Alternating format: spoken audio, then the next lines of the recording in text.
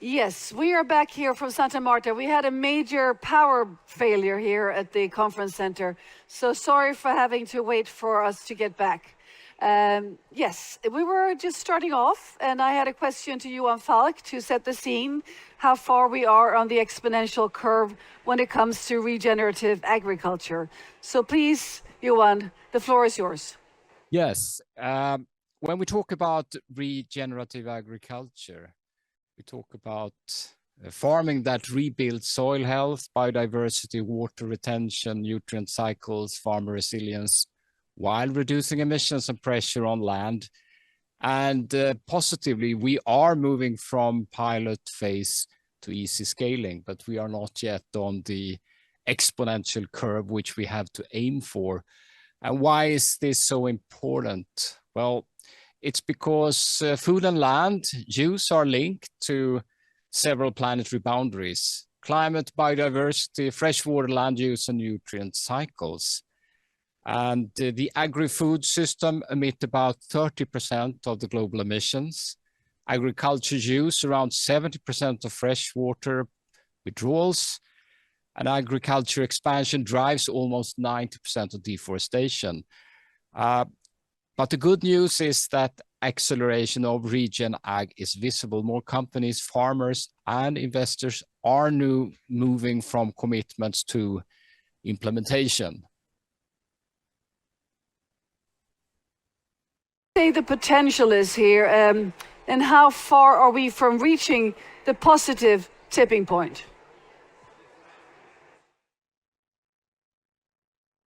The tipping point will come when regenerative agriculture becomes the most rational economic choice for farmers, food companies, banks, insurers, and governments. And a key bottleneck is the farmer business case, because the farmers can't be expected to carry the risk while others captures the value. So I think the tipping point will come when farmers can say this is better for nature, but also better for business and future productivity. And I think the ongoing energy crisis provide an excellent opportunity to actually reach that particular point and to aim for that. Thank you, Johan. Turning now to Stacy, you work for Oatly. Oatly is the largest oat drink brand in the world. And you produce not just oat, but you produce plant-based dairy alternatives. And you were also part of a session yesterday about plant-based food as well. So Stacey, can you tell me about how far you have come in implementing the regenerative principles here in regards to production? Thank you so much for having me. So Oatly's regenerative journey started roughly 6 years ago in really crafting what we wanted to do within our regenerative work. And our programs have been around for about 4 years, and they're different scales. We have a number of different sourcing regions throughout the globe. And we kind of take a piecemeal approach of introducing programs into certain regions. And right now we're focused on Canada for our North America market and parts of Sweden for our European market. And within the Canadian market, the program has been around for about almost 4 years. So as long as I've been at Oatly, and we have roughly 30% of our equivalent supply in regenerative agriculture.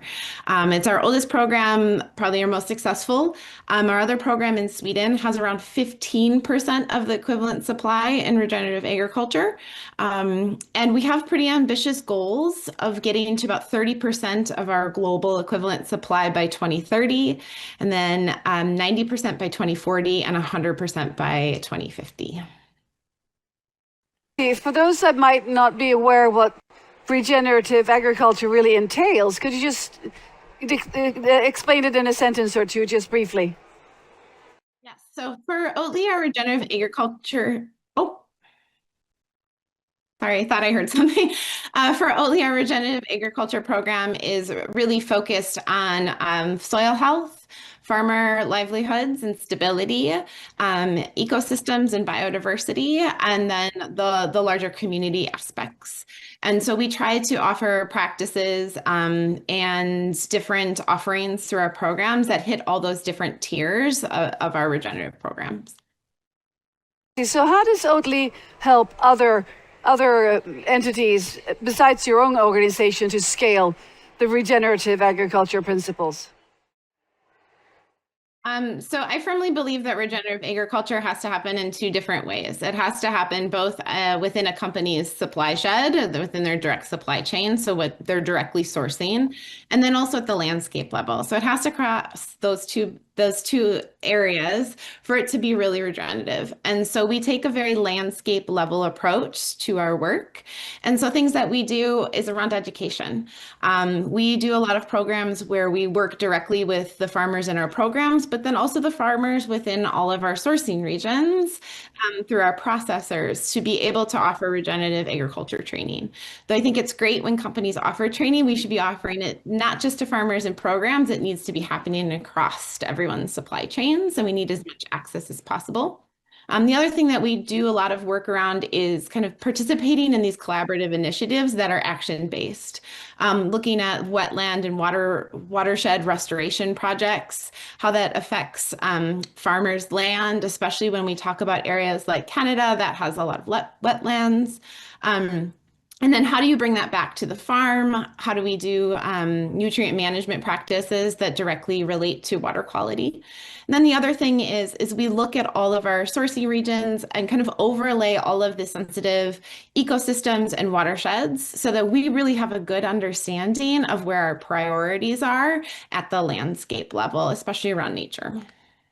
So Casey, what would you say your enablers versus blockers are here, and what kind of help do you need from countries? Because now you're talking about Canada, you work also in Sweden, but I know you're on many other markets.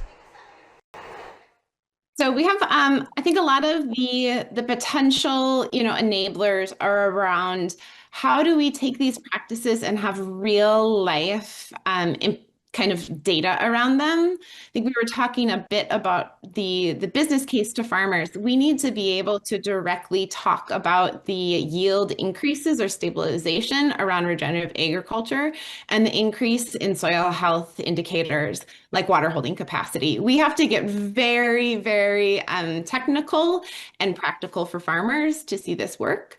From a company's perspective, having worked in this space for a while, we need to be much more transparent. We need to lift the hoods under all these programs and talk about what worked, what didn't, where companies are going, not from a reporting perspective, but from a day-to-day running programs. And then I think another huge enabler is getting farmers on company boards.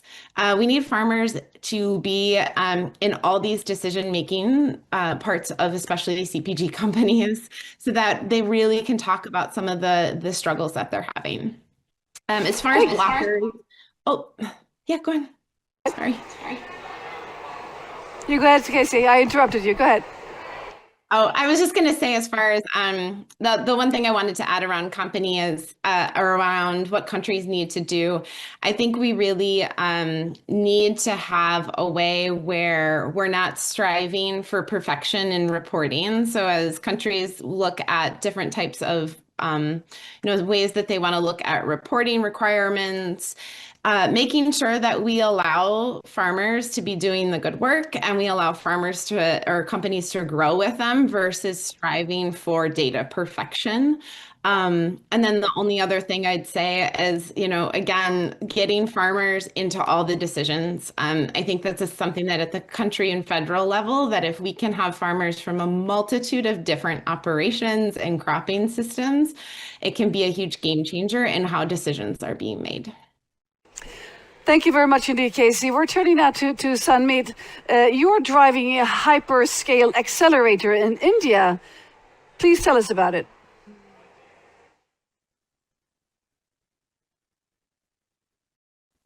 A systemic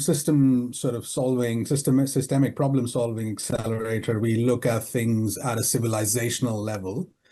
being the largest country, well, most populous country on the planet, I think scale comes very naturally to us.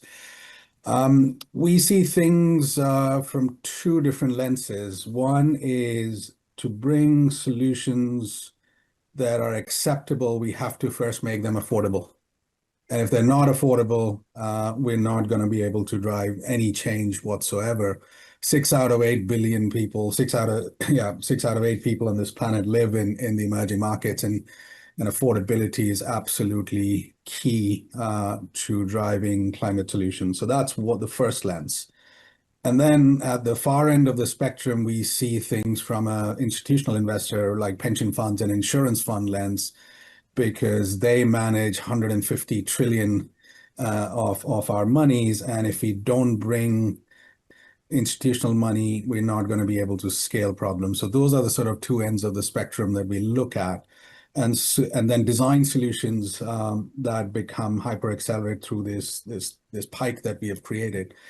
So starting with identifying problem statements, whether they are soil health degeneration, or pollution in water bodies, or depletion of groundwater and aquifers, or air pollution, we look at the problem first and then go start hunting what are the solutions out there, bring them from around the world into India, make the solutions affordable through localization, design and develop and implement the first commercial demonstration project, design the scale-up financing and economics around the project, and then take it back out to the global south. So that's the sort of our travelator accelerator, if I can use those words. And I'll give you an example. Most recently, we spoke to a pension fund, and they said, "Samir, don't bother coming to me if you're not asking for a $200 million check minimum." And that $200 million cannot be more than 10% of the overall project funding that you're raising. So unless the project is $2 billion, pension funds are not coming in. And that's where we have to sort of rewire our financial economics to see, will this solution scale up to the pension funds? Agriculture is very, very fragmented in its asset classes, whether it's soil, whether it's the fertilizers, whether it's seed, whether it's water. And Bharatiya's role is to make sure those asset classes get stitched up, and we develop a cohesive ecosystem. So Sanmeet, in terms of key solutions, what can you highlight briefly? Let me give you sort of 3 examples, all that we're doing in India at the moment, but we'll bring them to the global south. Sludge is the reject of wastewater, has a lot of nutrients, but a lot of the cities send them to landfill, where they emit a lot of methane. The cycle of returning nutrients back to the soil is broken, and farmers are addicted to chemical fertilizer. So when we don't build market pathways of nutrients, which are generated from the residues of food and water, we're doing something wrong. And so we built a phenomenal topsoil rejuvenation program, which will run into millions of acres, but by energizing and making sure that the food waste, the waste from biogas generation, waste from wastewater treatment plants, which carry essential nutrients, all go back to the soil, and we absolutely have to rejuvenate our topsoil. Second, high yield farming. Farmers don't like to be preached practices, they like to be preached economics. So if you don't get the farmer economics right, I think Johan mentioned right at the beginning, where's the business case? So we've looked at, can we put 5% of land under cultivation using high yield practices, using climate control greenhouses? So one such example is using climate control greenhouses, where we are able to deliver a throughput of $250,000 of acre of revenue per annum. And that brings almost $2,000 a month income to farmers who are currently earning $200 a month. income. And we're scaling that in a pretty much a WeWorks type, shared office type model, in this case, shared farm model, because they can't afford to buy into these expensive greenhouses. But we are issuing a green bond, an agricultural bond, so that we can deploy hundreds of acres of climate control greenhouses, which the farmers can operate from. So that's example number 2. And the final example I will use, a lot of you would have heard crop burning that happens in India. And that's because the soil health is so poor that farmers have to resort to 2, 3, 4 cropping cycles a year. And if they don't clear off their fields very quickly, they lose the crucial time or the harvest window. So the easiest way for them is to light up a match and burn the residues. Huge amounts of pollution that happens. So again, we have priced biomass waste, and we're issuing a bond so that we purchase that waste directly from the farmers, and then the use of biomass goes into biogas and bioenergy production. So again, think farmer economics, think scale, and these are sort of 3 examples that we're implementing in India. Thank you. Turning now to my guest in the studio, Saranj from Senegal. You are the Technical Advisor Minister of the Environment in Senegal. So what are your thoughts of having listened so far?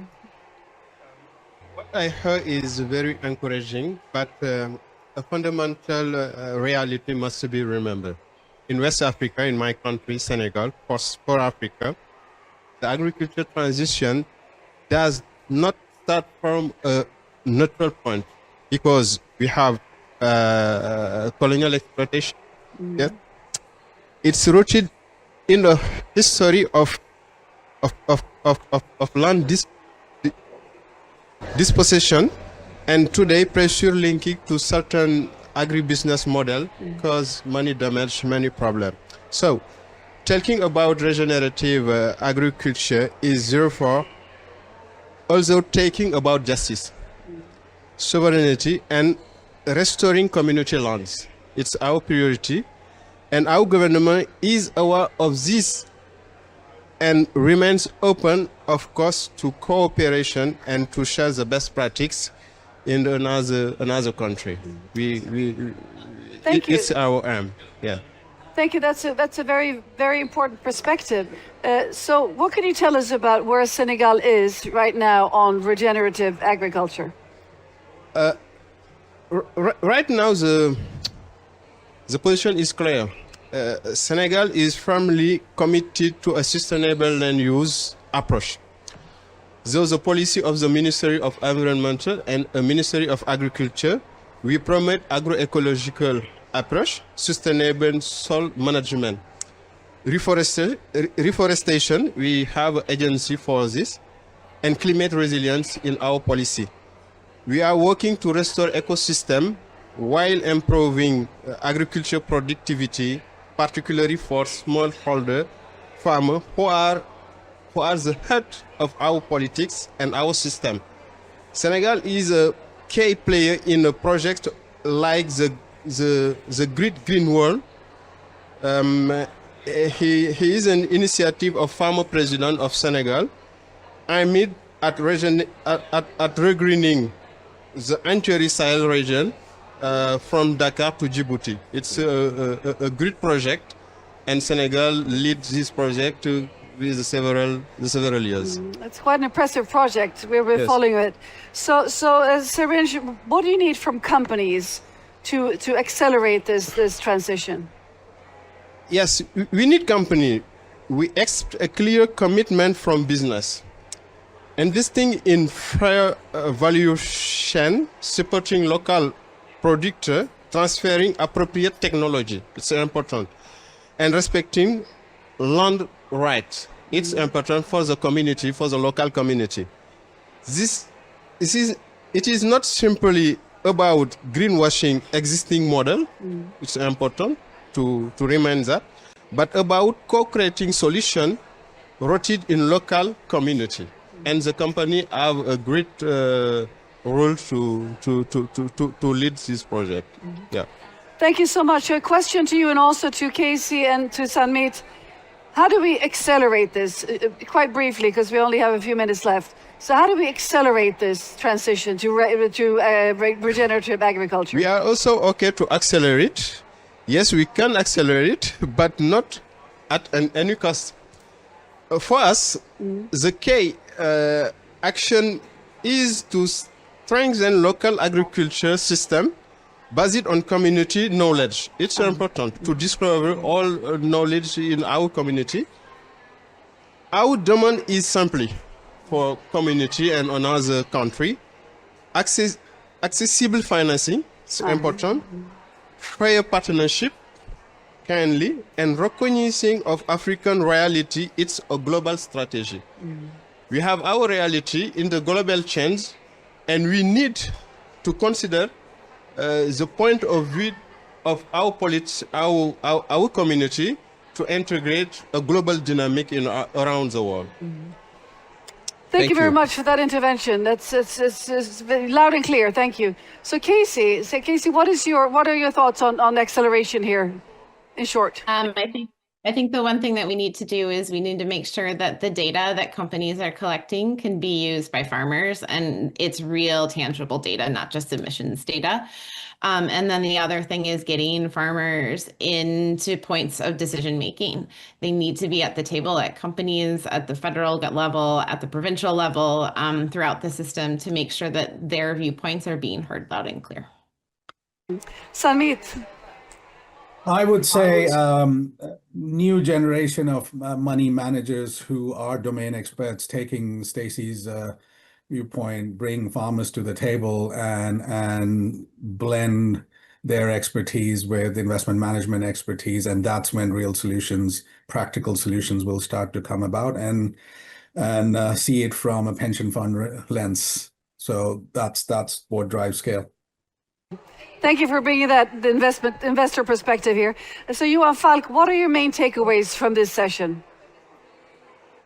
Yeah, I do think when I listen to all the brilliant speakers that there is this excellent opportunity, and based on really collaboration between the parties going in the front line and developing these practices, which includes, of course, the companies like Oatly, the accelerators, but also finance, and primarily the farmers, which has to be part of that. And to drive this movement forward and to share knowledge, share data, and to really spread this narrative, which is so incredibly positive. So I believe that is a key takeaway. And there might be really good opportunity to move faster now. Well, thank you very much indeed. This was a very exciting session. We all need to eat, right? And we would like for our grandchildren and their grandchildren to be able to eat too. So this is crucial for the survival of the human race, that we actually sustain our soil. And thank you for your enthusiasm and for your commitment to this cause, Casey, Sanmeet, and also, of course, Sarinj here next to me in the studio. And I wish you best of luck with your continued work. And thanks for joining us here at We Don't Have Time.